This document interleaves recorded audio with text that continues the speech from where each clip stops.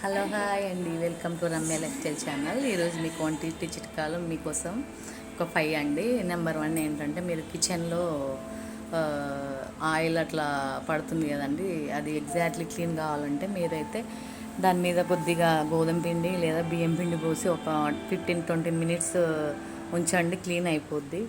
ఇంకోటి second tip ఏంటంటే, మీరు కరివేపాకు ఉంటుంది కదండి, కరివేపాకు చాలామంది ఇళ్ళల్లో ఎండిపోతుంది, అది వేస్ట్ చేయకండి. దాన్ని ఇంగువ తర్వాత సాల్ట్ వేసి మిక్సీ పట్టి ప్రతి కూరలో ఎండింగ్లో ఒక స్పూన్ వేసుకోండి. చాలా అంటే చాలా బాగుంటుంది.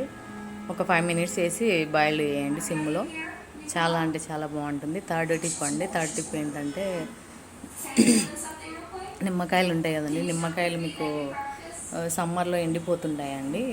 ఎండిపోకుండా ఉండాలంటే మీరు నిమ్మకాయలకు ఆయిల్ రుద్దేసి ఫ్రిడ్జ్లో పెట్టేయండి. ఒక 21 డేస్ 30 డేస్ వరకు చాలా బాగుంటాయండి.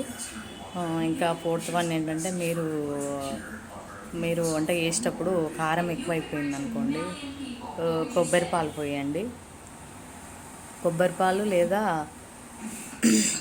గోధుమ పిండి ఉండవేయండి, మీకు కారం నార్మల్ అయిపోతుంది.